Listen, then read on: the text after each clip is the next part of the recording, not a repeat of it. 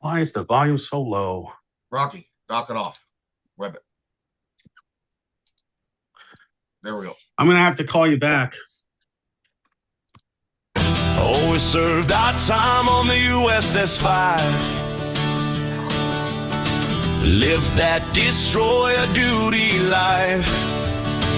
But now we're anchored on the shore, not swabbing decks anymore. We've traded in our steel and steam for the culinary dream. Heave ho and turn the heat.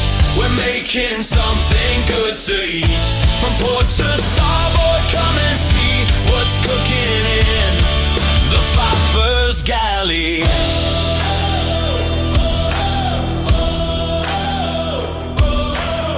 We've got recipes from near and far, from the mess deck to the corner bar.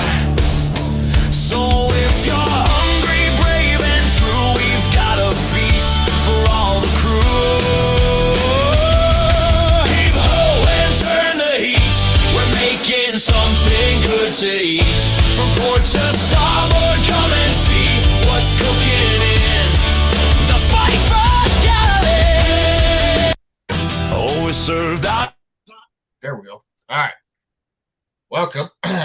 Little Tate, what's on the menu today?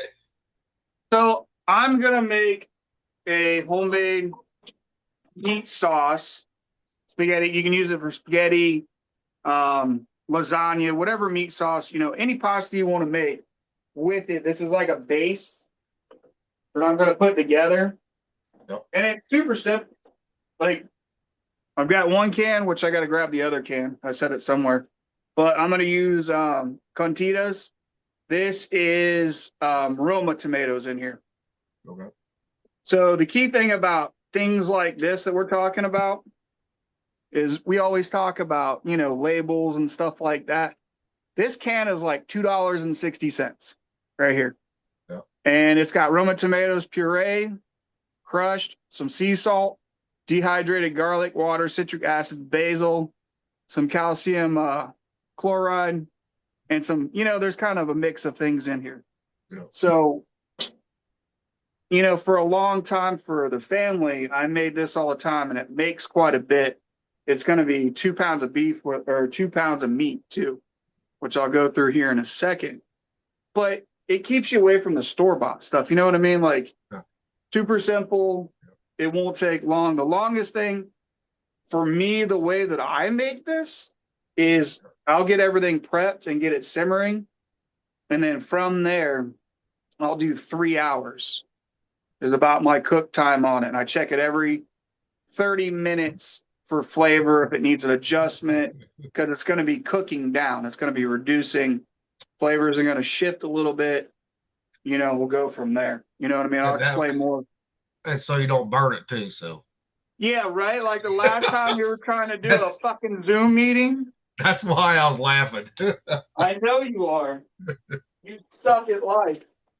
Now, okay, what made you set on that particular brand? You can use any brand. I just chose them because of the price that it was. Yeah. And I mean, San Marzanos have their place, right? Yeah. In my opinion, my grandmother being like full-blooded Italian, San Marzanos makes a great pizza sauce. Something that you want thin, it spreads great. And that's, in my belief, that's where it goes. Yeah. San Marzano goes there. I was just wondering, because if people's watch this, they might have the same question too. Yeah, no, I mean, and that's my opinion. I just, when you go to the pizza shop and you get those cups of marinara, it's thin. Yeah. You know what I mean? Like, it's not a heavier, thicker sauce. Yeah. And with the Romas, you get that. The thing is like, if I remember right, San Marzanos are a lot more acidic. Don't hold me to it. Oh, yeah, they are. That's why they're perfect on pizza with all the toppings and all that shit. Yeah, it kind of, well, and you got the salt, which we'll talk about as we're cooking the sauce, about salt, sweetness, acidity, and stuff like that. So right here, I'll get started. I'm going to start preheating my pan.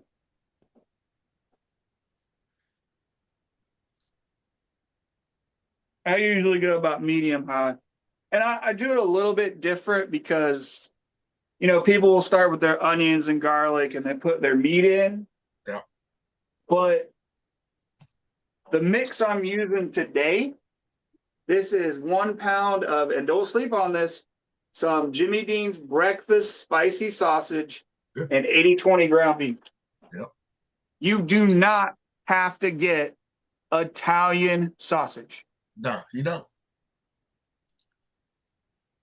You're already going to add the flavors in. Sorry, where did mine? There it is. You're already going to be adding it in. When you make the sauce, you don't need to get the specialized. If you find like breakfast sausage on sale, use it. It's actually got some better flavor. You can get sage in there. You can move it around. Yep. So what I'm adding here is a little bit of olive oil. I typically use the Graza. It works out pretty good. It's another high heat one. Again, do whatever you want, whatever how you want to set it up. You know what I mean? Yeah. Use what oil you have on hand. You'll go back and forth about oils being processed and where they're coming from. Who's authentic, who's not authentic. Oh yeah. Shit like that. So Well, I don't know. I look for my own. The Grazi has been around. It's a little bit more expensive, but you're not using a lot of it. no. And that's the And thing. if you're using a lot, I don't know why you are. Well, and that's the thing about Italian cooking. I don't care what they're cooking, right? They don't use a lot of olive. They use a lot of olive oil, but not a whole lot at one time in the meals. Yeah. I mean, Italian dishes are about minimalistic type dishes, Yep. to make, Now, like we've talked about, making Alfredo and stuff. Now, when I was in Italy, it was in northern Italy, the most I ever seen olive oil being used was like a bread dip right there. Mm-hmm. Where it comes in a cup, right? But most time they just fucking just sprinkle it over the dish to finish it off. Yeah. I mean, look at carbonara, like the huge famous dish. Yep. Guanciale, which is pig jowl, eggs, Parmesan cheese, and pasta water. But the thing is the technique. That's where the Italians, it's techniques with the minimal ingredients because, it's going to go wrong. So on top of this, I did add seasoning to let it sit, like marinate with, in the freezer. So, and I'm going to add these into the sauce, but, black pepper, salt, and then I added, the Fire Smoke Society's Italian. Now, this is a spicy one. That is good. I like that one, though. It's got the Calabrian chilies in it, but I'm also going to use red flake chilies. Yep. And then the Vinny R's Italian, a little bit of each. Thing about these is don't add salt because these have a lot of salt in them already. Now, you can over-salt your stuff, and then you're trying to catch back up, and it's hard to catch back up. A lot of people forget you can add to, but you can't take away. Yeah. Well, so that's why you see seasoning. It might not be as salty to you when you bake it, but the next day, that's when everything. That gets you next day. Yeah, when you sit down with it, it sits overnight, which it gets better, but there are times that you're like, oh yeah, it's not that bad, and then you're like, oh holy smokes, man! This is gonna blow your taste buds off. So it's on low. So I'm just gonna let this cook down from here. I go low and slow. People will argue about hot, fast, whatever. Yep. It all depends on how you want to cook it. Exactly. The whole point is this is a base. This is the way that I make it. Yep. And I've been making it for years, just like this. Yep. Sometimes I'll do Italian sausage, sometimes I'll do all beef. They'll talk about, when you make meatballs, having the trio, which is meat, pork, and veal, beef and veal in there. Well, that's from Goodfellas. Got the beef. What's up? Got the veal, got the beef, got the pork. Oh, the pork is the flavor. You know what's funny though, right? You know they're adding beef on beef. What they're doing with the Well, veal. yeah. Yeah, they try to get that trifecta. Oh yeah. No, the meatballs are better that way. I agree with you on that one, 100% right there. Yeah, yeah, it gives you a dynamic of flavors because pork can be similar to chicken when you cook it. It's kind of It's a carrier. neutral, Yeah. I love and the then you Kentucky have Ballistic veal's got shirt. a punchy flavor to it. Yep. And obviously, you can see in there, there's already a ton of grease that's going to come out. And for me doing pasta sauce, I will remove, like, I'll pull it out and not put the grease in there Okay. because you're going to be adding Parmesan cheese, Yeah. and that's going to get greasy too. So you got to be careful making your sauce too greasy. Yeah. When the shit's floating on top and it's about half an inch thick on there, Yeah. it's like eating an oil slick, man. It to me that's disgusting, and it Well, you're doesn't not- adhere right. Yeah, and the thing with the Parma and the Romana cheeses and all that, those hard cheeses, they separate into solid and oils just like that. They don't fucking get melty the way other cheeses do. Nope. I mean, you're not And that's making all. biscuits. And that's all I want from them. You're not making biscuits and gravy. Come on now. So you got to take the oil out. Yeah, well, biscuit gravy, you got to have that grease, baby. That's what makes the Yeah, fucking that's roux. different. That's what makes the roux. That's the goodness. Yep. I saw a fella make baconaise. Make a mayonnaise by taking your whipped eggs and then you pour oil into it, right? Yep. Well, he was making mayonnaise by, instead of putting neutral oil into it, he was doing liquid bacon grease and whipping that up with eggs. Yeah. That's crazy. I could be convinced to eat that.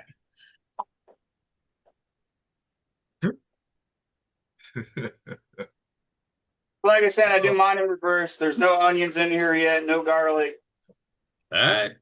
Well, you I'll cook my meat down. Well, you can't add your garlic too soon. You don't want to burn your garlic. Yeah, no, You that's don't, what I'm no. saying. Like, I'll take what grease is left over in here, and Yeah. I'll put the onions in there, and I'll add a little bit of garlic just to get a little bit of it to open up, Yeah. and then it'll go in the sauce for mixing. Yep. And then I'll add dried onion to this too, because people, like onion comes out good, Yep. but you want to get that extra punchiness that I like from onions. Yep.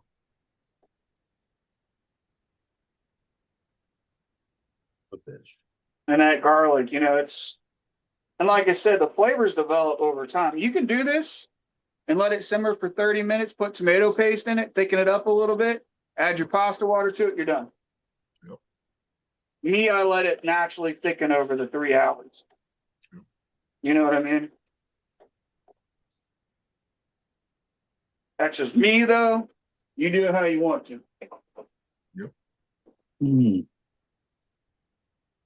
Just saw it. See that again, that nice crusty in there that's from the sausage. Yep. So you can see that mix in there, getting that crusty, getting that flipped up. Yep. And anybody was wondering what I had in my hand, that's one of those meat crushers, basically separate everything up. Yeah, you got the little. Are you in a cast iron right now? No, I'm in just a regular Teflon. Okay. I didn't feel like, messing up my meat in a cast iron and getting embarrassed.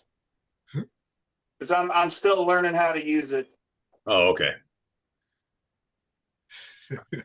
I'm a newbie to cast iron. All right. Just remember, it takes forever to heat up, and it keeps heat forever. Yeah, that's what I ran into with scrambled eggs the other night. Like, I didn't really let it get as hot as what it should have been. Yeah. And I dropped my my bacon fat in there too early. Yeah. So I got like a thin skin where the eggs was sticking. Yep. But it wasn't too bad, but that shit was hard as a rock on there. Yep.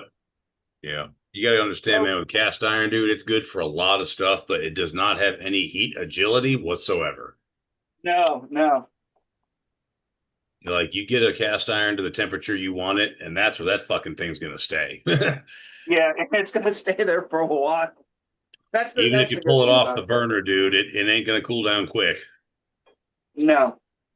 That's why when I make the French omelets I make for my wife, I use her stainless steel because that's like, you put it on the burner, heats up fast, pull it off, cools down fast. Its radiant heat is really low. Like with cast iron, you can put if you got a 450, 500-degree cast iron skillet, you put your hand 4 inches over it, man, you can feel that heat just rocking. You get Oh that, yeah. you get the It, stainless steel to the same temperature, your hand can go way lower before you start feeling heat. yeah, exactly. And you see what I'm talking about. You get one of these nice stainless steel one, sharp. Yeah, the Mhm. turbine I ones. I don't. call them little turbines. Yeah, I tend to stay away from the plastic ones because these, they're easier to clean. They hold up. They don't have the plastics. Yeah. And that's just my opinion. The everybody's been cooking for thousands and thousands of years, right? And Uh-huh. if you look back in the day, everybody was cooking with wood Yeah. and metal. Yep. That's why the cast irons have been around as long as they have. Oh yeah. My best cast iron piece that I had was in the bottom of my smoker as a chunk of rust, and the thing's probably 80 years old. Yeah. And like I said, I'm using this, which has a little bit of the Teflon on it. Like it's like an enamel one. Yeah, right. It's not as much Teflon on there, but you know, when you live in a 400 square foot apartment, you got very little space. You got to have, Yeah. Well, I don't have one of them, man. I use my potato masher to do what you're doing. Yeah, I just like these, man. Oh, They get a good twist on it, and it doesn't. I like me and Gilly were talking. I was worried about it scratching up my hex clad. yeah. They don't. See, the Hexclad is perfect. It's a perfect hybrid for cast iron and stainless combined, right there. It Yeah, really is. yeah. Like I said, I got to get a flat one. Once I get moved out of here, I'll get a flat skillet because the wok is a little bit harder for certain things. So, But at least Oh you yeah. got a fucking proper gas range, man. I'd kill a toddler for one of those. oh, this thing runs great, dude. Yeah, I know. You can't fucking find them anywhere. This is a Nope. Samsung, Well, believe it or not. Well, you can't out here, but maybe not out there in Washington. You can't. No, I mean even houses that are old, you just don't run into Oh them. yeah. Even before they came up with the bullshit, it's just you can't find them. Like back east, dude, everybody had a gas range. Shit, I I'll got. tell you I can. what. What? I'll tell you, this thing is possessed when you put the timer on and it goes off. Yeah. It will not stop until you go and stop it, like clear Oh it. yeah. Oh yeah. Well, You if gotta you're hold it dealing with down for live like fire, 3 that's seconds. probably a good thing. Yeah. Well, All right, so huh? my electric one is saying what can wait. As soon as you hit that timer, it goes off. It's gonna keep going off till you hit it. Oh, it's so annoying, dude. It's like it's possessed. Oh, I have had it short before too, because it's like randomly just like shut off and the timer, like the clock goes crazy. I don't know if you can see it. There's like fennel seeds in here. That's what I'm saying. Don't sleep on breakfast sausage. With this being hot, you get fennel and all those extra flavors out of that sausage. Like I said, Italian sausage. It's just a name. Well, the two things that make a sausage, as far as I'm concerned, are fennel and sage. Yes, and you can And get which, those out of Jimmy yeah. Dean breakfast sausage. Yep. And Italian season or has those same things in it, right? The sausage Yeah. does. So get the breakfast sausage, be done with it. It's a lot cheaper. Yeah, like I said, it was on sale at Kroger for like $3.99 a pound. Oh, nice. So I got a couple pounds of it, I'm a bargain shopper, dude. When you grow up poor, man, and everything else, you can still bargain shop out there. Oh, hell yeah. Hell, we ain't even poor no more. We still do that. Yeah. Well, I mean, from learning back in the day, you know what I mean? Like, if you see reduced on there, just look at the date they have on there. And then if it's like within a day or two, put it in the freezer if you're not going to use it. It's fine. Well, hell yeah, dude. I got a deep freeze for that very fucking reason. Yeah. If the sell by is today, we'll buy it. Toss in the deep freeze. That bitch is -10. It holds indefinitely at that temperature. Yeah. Exactly. So don't let the reduce psych you out. Like, oh my God, I'm getting something inferior because they got it reduced. They haven't been able to sell it, and it's getting ready to go out, and they got to get it out of the coolers. The thing is, man, the single best thing you can get is cheap protein. We have some cheese deals at Safeway, dude. When you clip the coupons, dude, we have probably 4 or 5 bricks of cheese just in my deep freeze, just because the deal, it was too fucking good to pass up. Exactly. Yeah. Throw that shit in the deep freeze, man. You're fine. Yeah. Fellas, And then I'll shred it up, like the blocks, and I'll put it in the freezer bag, Yeah. and they'll hold over pretty good Mm-hmm. as long as you keep the air out of them as much as you can. Well, I got a food saver. I got a vacuum sealer. So if we get a deal on meat, I'll take it home, vacuum seal that shit, throw it in the deep freeze, man. Lasts forever. Yeah, I used to when I had mine, I'd get the big like family packs and stuff when they did them. Yeah. Anytime you can find those on sale, shit, all the time, man. What's up, Rock? I gotta go real quick. My mom's calling. I'll call you guys back to get back on after I'm done, okay? Yeah, man. Why the hell did you get on? Huh? Why the hell did you get back on? Well, I'm not trying to be rude. I'll be back, Oh. fellas. All right, Oh, bye. yeah. Sure. So now you can see what I'm left over with the grease from 80/20 and sausage. Now give that handle a little shake. Let's see that thing swirl. How much we dealing with? Yeah, okay. That's and I add just a little bit of olive oil in there, kind of mix it together so nothing burns. You can see how quick it's coming back up. The Oh, yeah. temp is the one that I'm using. So I'm gonna bring it down back to low because we're doing onions and garlic. You don't need anything screaming hot, No, you do not. especially when you're doing. And these ain't gonna be in here long. I'm just picking up some extra flavors. You ain't got to be fancy with your onions either. I slice them on a mandolin, and then have them for my sandwiches and whatever else. You just gonna get them like soft and translucent?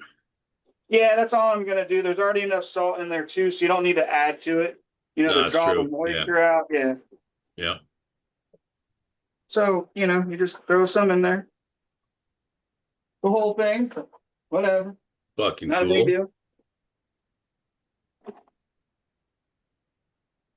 You see that color on the onions.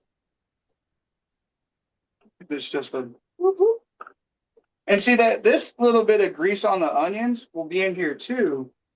So, you don't need to add all the olive oil and stuff in there. And No, you want a little oil in your sauce, but not the whole pan's worth. Yeah. and this will pick up the extra flavor in the onion. It just adds to it. So Yeah. that's just, and me, I'm going to use garlic, and I'm going to use, see it right there, purist out there. I'm using Hey, jarred. dude. You know what, dude? I've got that shit. I've got fresh garlic, and I've got garlic powder. Right? And I use all of it depending on the application, man. There's no room for snobbery in this shit. Yeah, it's easy. Sure, I could do a regular garlic. Sorry, I had to get some water. I mean, I use the same shit, Spice World. Use the same shit. Yeah. The only thing is you gotta calculate, when it says close, okay, how much close is minced, right? That's one thing you gotta do. Sure. Yeah. You got to know how much you're using, but past that, yeah. It's just fine. It's just fucking garlic in a different form. Yeah. Which I use the minced fucking ginger too for Asian dishes too, which works great. Yeah, the ginger one is great, man. Yeah. Seriously, we're just cooking them now because when I go for 3, so if you're going to do 30 minutes, right? Because technically you can get this cooked about 30 minutes, right? Yeah. You can see I'm kind of doing it here. Yep. 45 at most. You want to kind of let it simmer 45 minutes, and then you can add tomato paste. You might want to cook these down a little bit more. Yep. But because I'm going to simmer it for 3 hours, these things will like disintegrate almost in there. But you'll see them, like they'll be in there. But so that's it. You can see they're starting to get softened up. Yep. And I'm going to go in with my garlic, my fake garlic. And it says like 1 spoon is a whole clove of garlic. So we're going to do Yep. a couple dabs. Yep. About that much. Be about half a tablespoon, maybe. Close to it. Thing is, you don't got to cook garlic too long if you don't already know. You just get it to where it blooms out, and you know you get the smell going about 30 seconds to a minute, depending on your temp. Yep. Remember that. Now, for the people out there that can't smell, you go by the color of the garlic. Yes, you can. And the thing is, like, you'll see, like, you can fry garlic, but when you saute it down and it gets brown, it gets bitter. Like, Yep. it gets super bitter. Yeah, But you want that golden brown. Oh, that golden brown. so, believe it or not, though, there was a recipe that my mother made when we were growing up. It was called fried Cheerios. Uh-huh. And it required the garlic to be brown and bitter. Really? And then salt. So, like, use the Lowry's garlic salt. Yep. It cooked down with it, and then she baked it. And I'm telling you what, those were some good snacks back in the day. Oh, I don't know what it was about with the salt and the Cheerios, like regular Cheerios, you know, no flavor, no nothing. It was just good, man. I don't know. Mom That's had one of the these things. like weird snacks, man. I wonder how they would taste to you now as an adult. Now, I don't know, man. It's a curious question, like, you might have to try and make that one of these days. You know, right? try it out.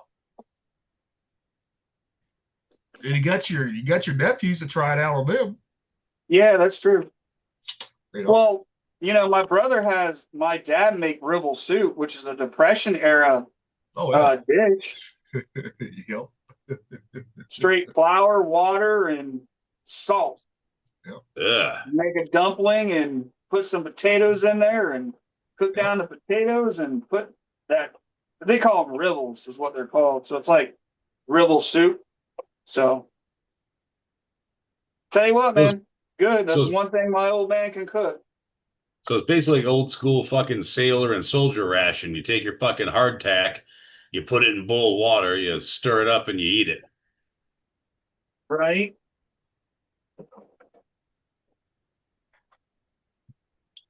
Okey-dokey. Maybe with a bit of rabbit or squirrel meat if you were lucky enough to get one. Yeah. All right, so there you go. Meat mixes in, onions are in there. Pretty Now, what sure I'm your gonna do kitchen is smells like heaven right now. Oh, it smells great in here. Yeah. I don't know if my neighbors are loving it though, because everything that we cook in here goes throughout the house because it's got the old like floor vents, you know, like the everything passes between the floors. I'm sure they're enjoying it. Well, they know what. Like, okay, Matt's cooking. What the fuck's Matt cooking now? Yeah. Well, I mean, at least you ain't Eastern European and fucking boiling cabbage all goddamn day. I live next door to a couple of those folks. Nice people, but holy shit. The smell. I can imagine, man. Dude, like I said, nice fucking people, but goddamn, the smell of boiling cabbage just gets to you after a while. You want to know one thing that smells worse than cabbage was boiling? It's chitlins. It's fucking chitlins. Chitlins? God, well, dude. yeah, it's fucking pig guts. Of course it smells. Well, It's the ammonia that's in them, man. yeah. Well, when I got to Chicago for C school, you know, Chad and Danielle was already there, right? At base housing. When I went over there, their next door neighbor was moving their furniture. I said, what the fuck are they doing middle of winter time, right? I said, what the fuck are they doing? Oh, they're getting ready to make a batch of chitlins. I was like, oh, they don't want the fucking smell of the furniture. Oh, okay. Yeah. All right, so in is the first can. That's the crushed one. Let me go over that one again. So this one, you know, like we talked about, this is the crushed one that has the roasted garlic and herb. And, you know, Romas. I mean, Gotta have Romas. yeah, those are Roma tomatoes. We talked about how the San Marzano's thinner sauce, this will thicken up a lot more. It's a heavier, you know, dish for like spaghetti and, like I said, lasagna. I've made hundreds of pasta bakes with it. So something like you can use ziti or rotoni, you know, your spirals, elbow mac, whatever. Mix this in there, put some cheese on top, bake it with the broiler. You got one hell of a hearty meal right there. Sounds like something my mom would have made when I was a kid. She was all about that bro casserole. I wish I remembered. I have to look it up. There is an actual Italian name for a pasta bake. And damn, I'll have to look it up. I'll look it up. Embriliano. I'll look it up for you. Huh? Yeah, look it up. They got some where you like kind of mix these together and you form up in a square pan, not like a lasagna, but one of your like not a rectangle, but an actual square. Yeah. Pasta al forno. There you go. I think Mitch said it earlier, didn't he, Mitch? No, I was just fucking around. Yeah, that's what it is. Yeah, it's like anything you can put together in a casserole dish, dude. Yep. Traditionally, a rich meat ragu or bolognese or tomato-based sauce, sometimes with bechamel, right? In certain regions. So, yeah. I'll see, like, this isn't a true, obviously bolognese because it's not carrot, celery, and onion. Yeah. With your tomato. So, well, it's like when I was in Italy. Guess what? Their lasagna did not have no fucking ricotta, no cottage cheese, none of that bullshit. Hence, a red sauce and bechamel. That's it right there. And the last one I'm using, regular sauce, big can. These are 29 ounces. Yeah. And like I said, I get these up at Kroger. I got them for $2.60 a piece. Oh. So, you got 2 pounds of meat, 2 big cans of sauce. You can already see. If I remember right, this is like a 4.5 quart, pot. And I keep it in a smaller container because it allows that heat to slowly kind of move through it. It doesn't spread it out and make it thin. Wow, good point.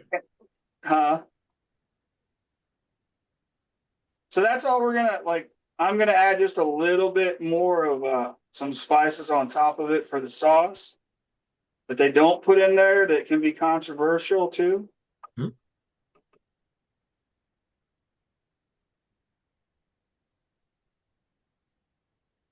My teaspoon go. I guess not. Oh, there it is. So I'll go in with like 2 teaspoons of some smoked paprika in there. Yep, gotta have that. Some people are like, oh my God, you can't have that. Who the fuck says that? Well, certain places in Italy, they don't do that, but certain places they do. Yeah, well, this is American. We do whatever the fuck we want. So put paprika in your sauce. Yeah. Everybody's got to remember, paprika is pretty strong too. You don't think that's a lot, but that is quite a bit in there when it starts to cook down. Oh, it's got a little bite to it. Well, I take 2 tablespoons of paprika, and 2 tablespoons is enough for me to season the marinade for about 5 pounds of jerky. Yeah. Well, and I use smoked paprika and making fucking rice too. Making oil with it, saute that right there, and then put your shit in. Yeah, red pepper flakes. Yeah. Oh, so we talked about we had the red calabrese peppers, but these are the red ones. So I'm gonna add a tablespoon of that in there. Because a lot of people forget the heat goes together with the sweetness. Like the Italians use a lot of red peppers, man. Oh yeah. Don't believe it. There's a lot of dishes that have it that go with this because you got cheese in there, you got the red sauce, the acidity, like all of it goes together. That's a spicy meatball. Spicy meatball. Oh hell yeah, dude! Gotta have the red pepper flakes in Italian. Like my favorite thing. It's probably because of my mother. I mean, I love meatballs in my meat sauce, my spaghetti. But my mom always did it with a little bit of ground beef and then big chunks of hot Italian sausage. Yeah. And it was that for me, man. That's the way it's got to be. So then red pepper flakes are going a long way to that flavor profile. Yeah, especially when it reduces down, and then if you eat it the next day. And you got the sage and the fennel from the sausage too, so yeah. Going down with 1 tablespoon of dried onion powder. That's where I go heavy. This is me where I go heavy. I like onion powder. Even though there's onions in there, Yeah. still gotta add onion powder to it. Now, do you add garlic powder to yours too? I will probably at the 30-minute mark and see what I've got in there with what's already in there. Yeah. 30-minute mark, if it needs a little bit more, I'll throw, I'll go in and, tablespoon, half tablespoon at a time. Because dried garlic is pretty damn strong. Oh yeah. Yeah, it is. Yeah, it's Well, dried pretty, anything is always stronger than the fresh yeah. form. Oh yeah. Yeah, I mean, if you wanted to put fresh basil in there and all that fun stuff, and you can, but I'd rather have the freeze dried shit because it's more like mixes, more potent. Yeah. Yep. Yeah, do the old crush and sprinkle, and maybe take you 2 tries before you get it right. Ain't hard. Yeah. Well, sometimes too, like with what you're doing, dude, you got the red pepper flakes in there, you got the ultra flavorful Roma tomatoes, all that stuff. Some of them fresh herbs, man, the flavor don't come through when the flavor's that strong. Sometimes you want that freeze dried, version of it to get that punch that'll kind of come through the other flavors. Yeah, that's like I said, when we were talking about San Marzanos, you kind of like that sauce is made quick and fast, with the fresh ingredients. And then you're making your pizzas, throw extra basil on there, but it's not a long sitting sauce. It is not, no. Now, some may cook it that long, but I have a hard time believing them. Pizza sauce is supposed to be made fresh every day and then immediately put on pizza. Immediately. Yeah. Everything in pizza is supposed to be fresh except for the meats. Yep. The dough, the cheese, the sauce, all supposed to be fresh. Yep. The only thing that's supposed to be old is the pepperoni and the salami and the preserved meats. Yeah. Woo! Be good. Yeah. Fucking looks good. One last thing. This is something I've always done. We're going to talk about this. Well, I put the Domino's granulated white sugar in there. You change whatever you want to. Remember, this does not take away acidity. This I use to sweeten my sauce a little bit, but it will not remove acidity. That's the frickin' wives' tale. Nope. Acidity is killed by salt. Well, you won't remove the acidity. You'll remove you will not remove the acidity. You will counteract the flavor of the acidity with sugar. The acidity itself remains the same. Well, salt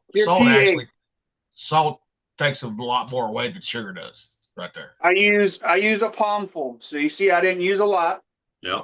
Sprinkle it in there. So a palmful is what? Probably half a tablespoon, maybe a tablespoon of that. Well, it's like when I make chili, man. 4 quarts of chili, I'll put in probably 2 tablespoons of honey just to even everything out. Ain't much. Yeah. It's all it takes. Yep.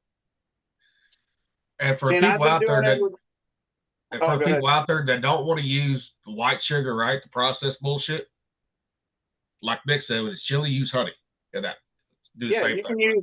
Or agave. I mean, I can go. Thumper loves agave. Yeah. Yeah. Or you can go with the Terminato sugar, which is sugar in the raw like this. Yep. If you want to, you got this one, right? Yep. Terminato cane sugar. Yep. You can use all of those, but for what I've cooked for over the years, that's what I use. Yep. There's only really one thing I use white sugar for, and that is when I'm doing barbecue. I'll put white sugar in the rub because that makes for a crispy bark. Yes.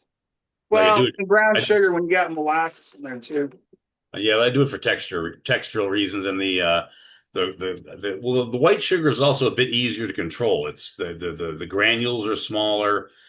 It just mixes with the rest of the rub better. I just like it better. It doesn't stick to anything. It's completely dry, unlike brown sugar. Well, the brown sugar goes on first before anything else does. When they reuse that on ribs, they slather that down first. See, in my barbecue, mustard goes down first. Yeah. No, I'm saying after they fucking wrap them right before they wrap them, they put the brown sugar on them before they wrap them, and then they put the barbecue sauce on. Yes. Okay. All right. That's when the brown sugar comes in. Different point in the process. On barbecue, right there on ribs. Yes. Okay. If you wrap medium heat, right? Kicking it back on about a medium low. You don't want it to come up too fast, but you need it to come up. Yep. Don't pull a gilly. Make sure you put your lid on this because it's going to pop like Mount Vesuvius Oh, yeah, it before it will gets too. up to a simmer. It's got a volcano on you. That shit hit a ceiling, and I got white ceilings. Can you imagine what that's going to look like? I got to replace tiles. Not so good. Yeah. But you don't have to put it on fully. I usually keep mine tilted a little bit like this to kind of We got to let let it the steam move through. escape so it can cook Yeah. down. Yep. And it'll stay like that, like I said, every 30 minutes. Once it comes up to a simmer, Yep. right? That's the 30 minutes. So what have we been going for? About 20 minutes now? You got it Something like that. timed Yeah. out? Actually, yeah, about 20 minutes. Yeah, 20 minutes. Yeah. So, I mean, if you let it cook down for 30, maybe an hour total. Yeah. 45 minutes, depends how fast you are. I'm going slow. Yep. I'm not in a competition right now. Oh, yeah. I don't have to move that quick. Plus, I'm old. Yeah. Aren't we all? And that's it. That's as simple as there. You don't have to use the jarred shit. Even though I got some jarred stuff on the shelf, Yep. because it was on sale. It's always I think better if this you is- make it yourself. It really is. Yeah. Like Oh, if yeah. you're in a pinch, these were on sale. They were buy one get one free at $5. Yep. Mazzetti ones. Now these are pretty legit. Like there's good stuff in here, but it's still processed. Yep. So you got to remember that too. Everything's processed. Unless you're pulling it off the vine in your garden, like you're Yeah. gonna run into processed stuff Oh, yeah. regardless. And then the All right. last thing, as I started going through, we were talking about Parmesan cheese. Yep. I'll typically use like a shaved one. Yeah. You know, like this. You can Yep. get your own. You can grate it down. And you can also use the wood pulp one if people like the craft one too. Well, yeah, and for me, like in here, this one, it's anti-caking agent. I don't know if you can see it. Is corn and potato starch. I can't see that though. Too All small. right, let me see if I can. No, I mean, Well, no, you don't have to. So, This brand has the Satori has the potato starch, yeah. the corn starch for the anti-caking. So you don't have to worry about the wood pulp in there, which that'll thicken up your sauce too a little bit if you're using. Yep. I already hear it starting to mount Vesuvius in there. Yep. Yeah. You'll hear it. It'll start bubbling. Yep. Don't worry about stirring it yet. Let it blow until it starts to fully simmer. Yep. It's gonna pop on you. It's gonna do Oh, it. yeah. It will too. It's gonna look like the bog of eternal stench from Yep. Labyrinth. You know what I mean? Might be too old for people out there. Oh, hell, it's But one of it's my gonna favorite be- movies. It's where I fell in love with Jennifer Connelly when I was like 8 years old. Man, she was like 15 in that movie too. Isn't that crazy? I said I was 8 years old, okay? Well, I'm saying with what David Bowie and them were doing with her in that movie. Well, that's when we I had think I proper was like stories. 7. Creepy motherfucker. All right. Until next time, people. Little Tates is going to be severing for a few hours. So until next time.